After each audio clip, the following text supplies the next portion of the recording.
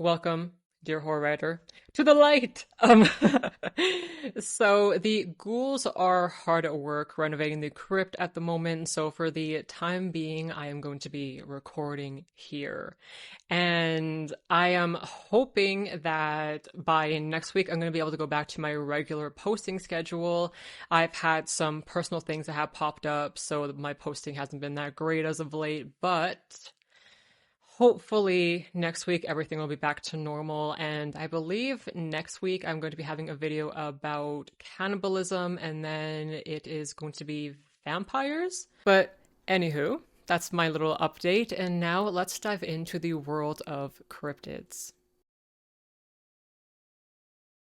Alrighty, so what on earth are cryptids? Well, cryptids are, simply put, creatures or animals who people think could actually exist, but their existence still hasn't been proven yet, and evidence for their existence usually comes from folklore, eyewitness accounts, and the name cryptid comes from the word cryptozoology, which is the search for and study of animals whose existence is unproven.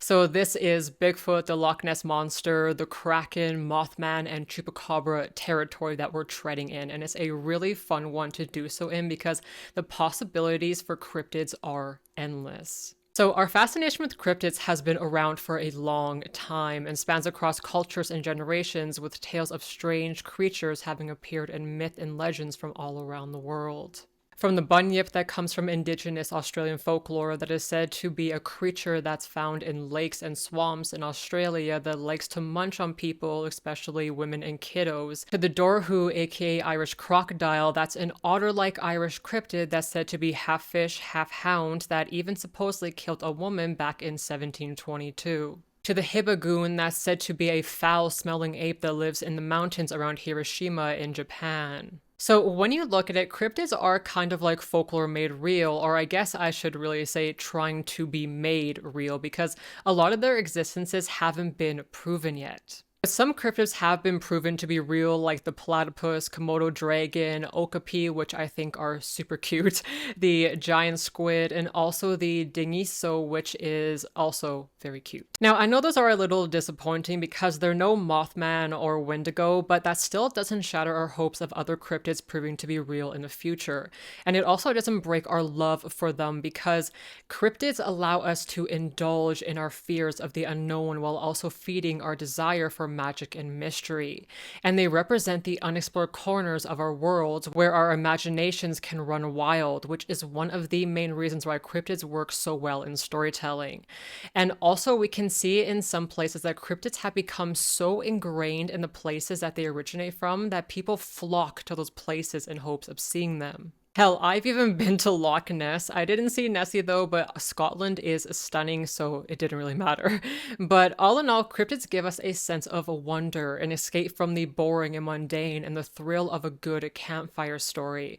And speaking of campfire stories, if you're interested in reading some stories that have cryptids in them, then I'll leave a list for them for you in the description box below.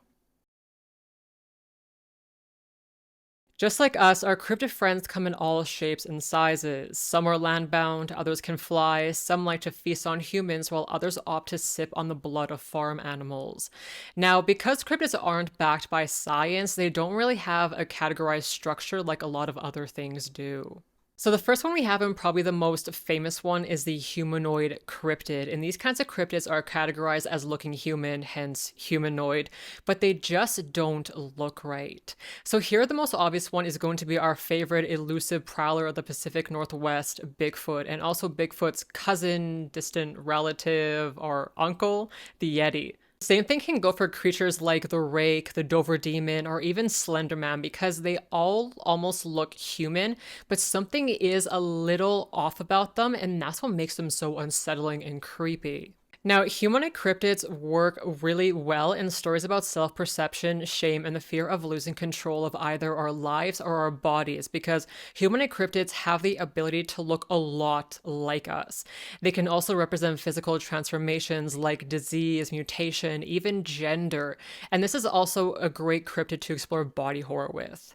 It can also represent psychological deterioration, where humanity is starting to slip away piece by piece and is being replaced with something ghastly ghastly. And in writing, humanoid cryptids work really well when they're paired with emotional vulnerability. So to put that into an idea, it would look like your protagonist seeing something human-shaped watching them at night and then slowly noticing as time goes by that it's actually mimicking their movements or acting out their thoughts. Or you could have your cryptid be connected to a family curse, an experiment gone wrong, or an urban legend that's come to life. Humanoid cryptids are also great for answering what happens when we no longer can tell who's human and who's pretending to be. Now, the second most popular cryptids are animalistic ones. So these are going to be the cryptids again, like Bigfoot, the Chupacabra, the Mokele Mbembe, and the Beast of Bray Road, where it's more like an animal gone rogue rather than a human that's off. And these cryptids are wild, territorial, and instinct-driven, and are usually tied to nature in some way, shape, or form, and 9 times out of 10 they live there as well. So if you're going to use an animalistic cryptid in your story, then try to have the environment become a part of the cryptid. Because when you look at it, Bigfoot isn't strolling into town, chowing down on pancakes at the local diner before setting out on a rampage of terror.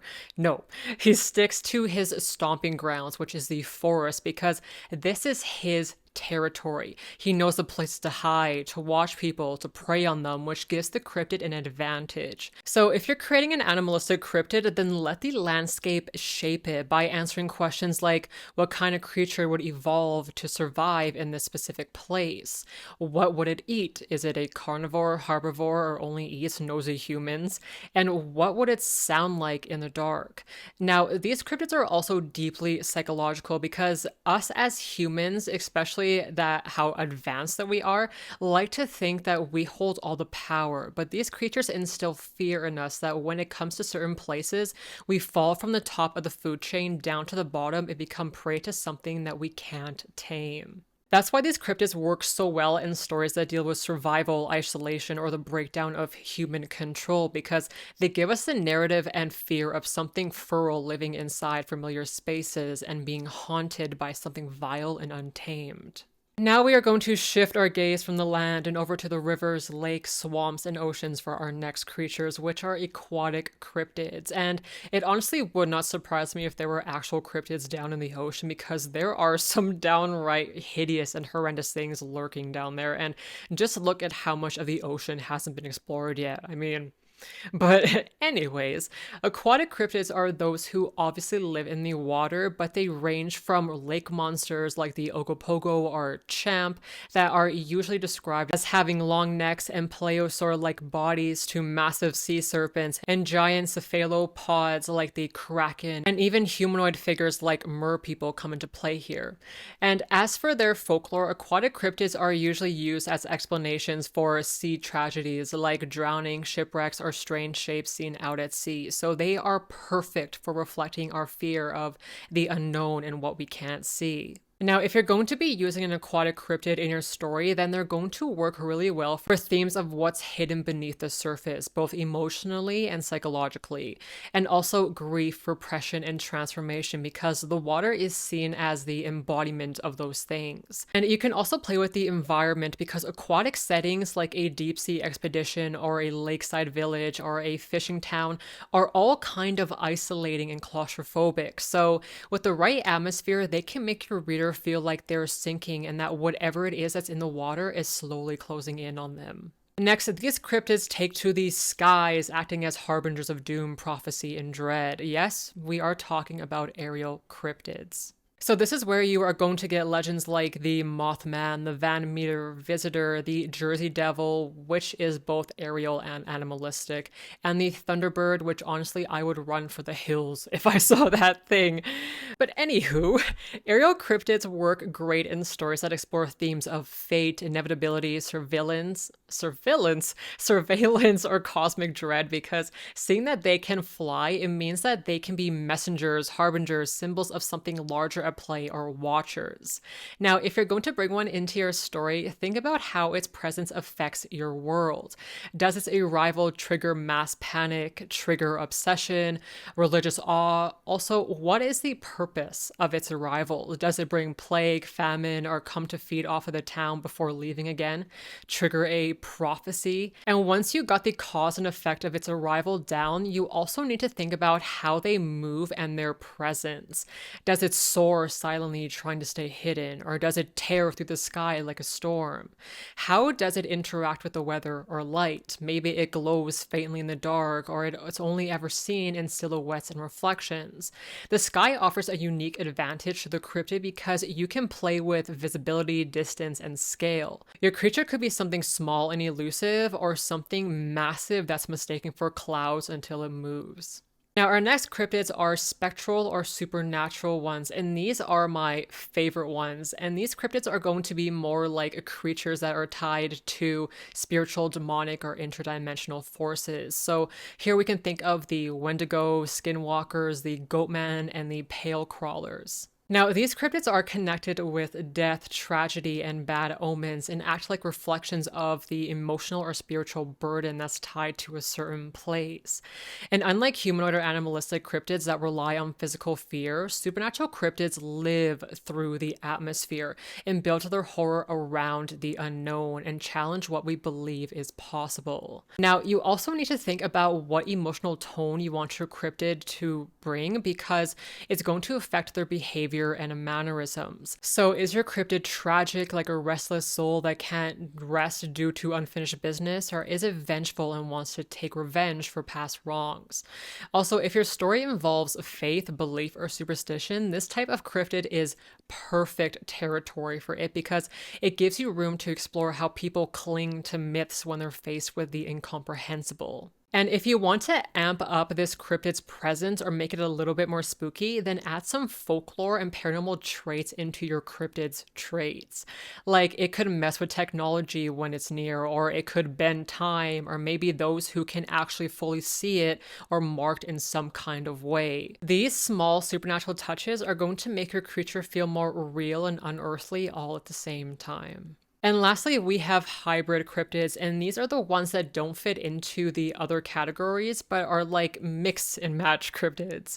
They can be part human, part animal, part cannibal, ghost, reptile, anything you want. So this is going to be like the Loveland frog, the Dover demon, and the Hodag that's said to have had the head of a frog, the grinning face of a giant elephant, thick short legs set off by huge claws, the back of a dinosaur, and the long tail with spears at the end. My cannibal ghost reptile isn't looking that crazy now, is it?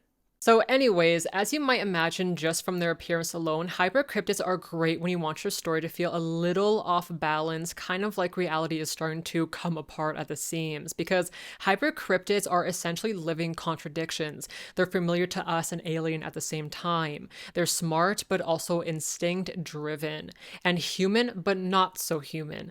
And just think of the sheer weirdness and terror of being like that could bring into a narrative. Now, hybrid cryptids are fun to create, but if you do choose to use one in your story, then you're going to have to think about what your chosen combination or combinations mean, because it looks cool, can work, but you could risk it coming off as dull because it doesn't really mean anything or add anything deep or symbolic into your story, and scary looks can only get you so far. So, for example, a half-human, half-insect creature could explore themes of transformation or decay, like think of the body horror in the film The Fly. Or a cryptid that's a deer but has the face of a human could represent just how easily innocence or nature can be corrupted, which could even tie into a deeper plot of the story that involves a tragedy that happened in the past. Now, an easy way to create a hybrid cryptid is by taking two or more things that shouldn't exist together and then imagining how they would actually work when you fuse them together. If your creature is, say, half wolf, half person, then how would it move? How does it think? Like a human? Like a wolf? Somewhere in between? By answering these types of questions is going to give your hybrid its own internal logic, which is going to help it feel more believable. Even if it breaks all things that science tells us is impossible, its behavior should make sense in your story's world, and that's what makes them so eerie and unsettling. Now it's time to create a cryptid of your own, and there's no better place to start than what kind of cryptid is it going to be, because this is going to shape almost everything within your story and amplify your theme, because different types of cryptids carry different types of meanings, as you just learned in the previous section. And by all means, if you don't want your cryptid to have some deep meaning that ties to the land or the characters, and instead you just want to create a cryptid baddie that's going to stalk and terrorize your characters, then go for it. But if you want to go the other route, then here's how you can use different cryptid types in your story. And this is going to be a little bit of a repetition, but it's short, so stick with me. So if you choose a humanoid cryptid, then they work well if your story is going to explore the fear of losing your humanity or the horror of evolution gone wrong. If your story takes place in the wilderness, a swampy area, a rundown rural town, then an animal-like cryptid is going to bring a raw, instinctive kind of horror that comes from survival into your story. If your story involves guilt, loss, or things left unsaid, an aquatic cryptid can bring those emotions to life. Spectral or supernatural cryptids are great for when you're dealing with omens, curses, and warnings. And lastly, hybrid cryptids are great for stories that include chaos, mutation, or the breakdown of logic. So now, where on earth does your cryptid come from? Is it the forest, the skies, the water, a lab? This is important to establish because cryptids are usually tied to their environment, and the setting that you drop them in is also going to shape how they look, what it acts like, and even the types of legends that surround it and that the townsfolk talk about. So for example, if your cryptid lives in a swamp like the Honey Island swamp monster in Louisiana, it could have webbed feet, slimy oily skin, and a putrid smell that clings to it. Or if its humble abode is the tundra like the Yeti, it could have thick white fur that helps it blend into the snow and have heavy, slow movements when it walks as if it's partially frozen. Essentially, what you're trying to do here is make your cryptid feel like it's evolved with its environment, just like we see with actual wildlife animals. Now, as I was talking about earlier, every cryptid represents or means something, and this is now the time when you have to decide what yours means. For example, the Mothman is highly viewed as a symbol of tragedy and is now labeled as a harbinger of death because its sightings before the Silver Bridge collapse.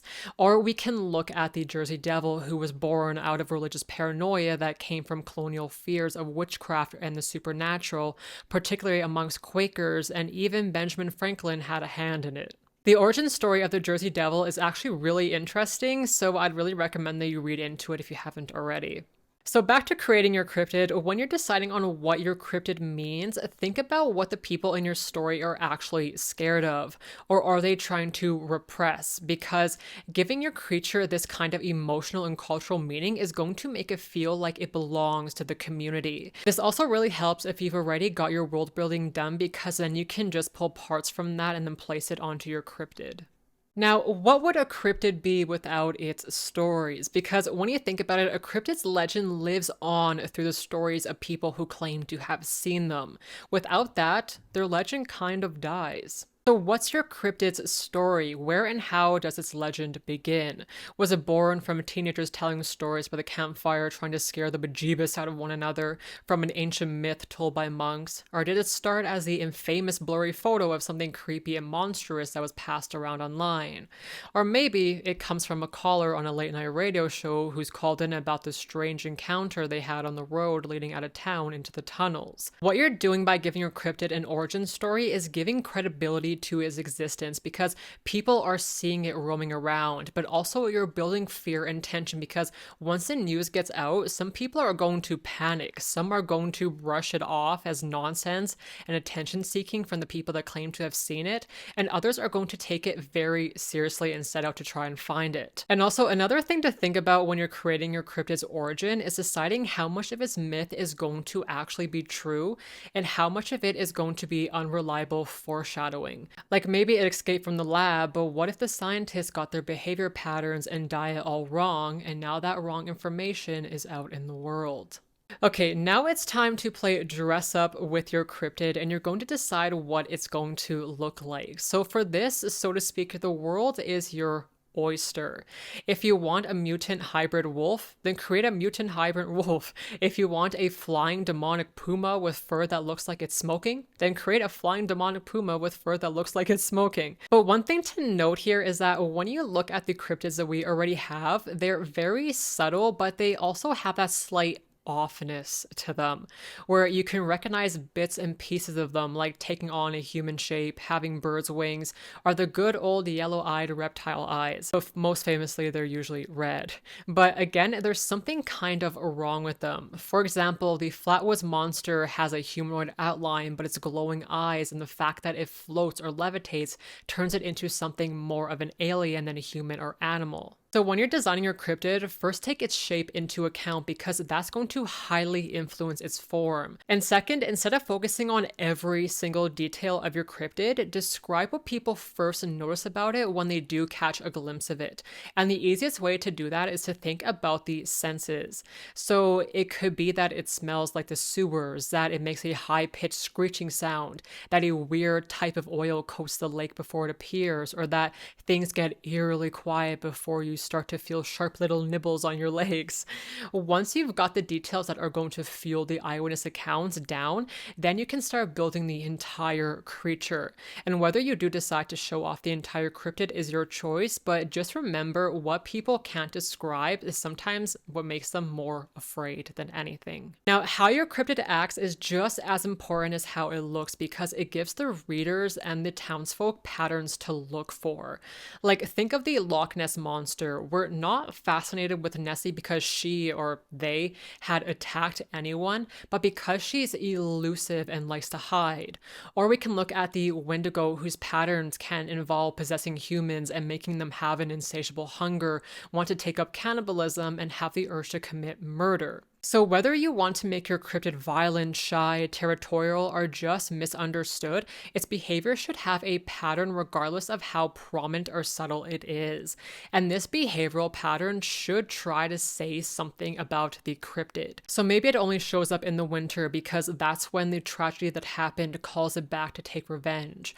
Or maybe it only hunts during the night because the sun makes them blind. Or maybe it's summoned during a mirror ritual that the local kids play around with that's been passed down for generations, like Bloody Mary.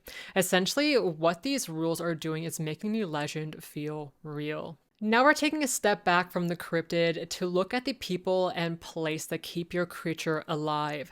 So again, the people that live inside your town, city, commune, whatever it is, are the ones that are going to carry your cryptid throughout the story. So here you're going to have those who have claimed to have witnessed the cryptid, so maybe they caught it on video or snapped a photo of it, but more often than not, they're ridiculed for believing in such folkloric nonsense. Then you're going to have those who dedicate their lives to proving that the cryptid is real, or characters who help those people on their journey.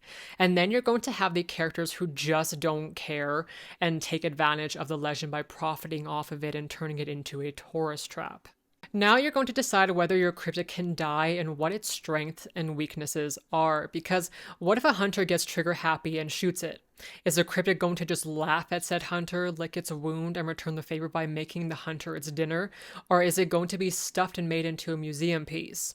You also need to establish what your cryptid is weak to, because it can be something that the townsfolk can use against it. And also what its strengths are, because that's what it can use against the townsfolk. Now you have to decide how much of your cryptid you want to reveal, because sometimes less is more. Like, for example, in the Blair Witch Project, the directors intentionally didn't show us the monster so we could create the horror ourselves. The same goes for Jaws. It takes, I believe, an hour and 21 minutes for the shark to actually make an appearance in the film, but before that, we're still scared because its presence and music drives the fear. So it really all comes down to what kind of horror you're going after. A big reveal is going to work in some stories, while leaving your cryptid on the ambiguous side is going to work in others. If you do decide to leave it on the mysterious side, its absence can actually create some, or if not all, the tension of your story, because it will leave your characters wondering what it's doing, what it's planning, where it is, and most importantly, not knowing what it's capable of. You can also use this mystery to have your cryptid be a metaphor, a mystery, or act as a mirror for your character's fears. And it could even take the root of your cryptid not being real, but rather just a shared delusion that people have or a manifestation of the town's guilt. It can be whatever you want it to be. Just remember, as long as people believe in it, it's going to hold power. And finally, give your cryptid a name, because if you were this being, would you just want to be called the scary creature in the woods? No, you'd want some better recognition than that.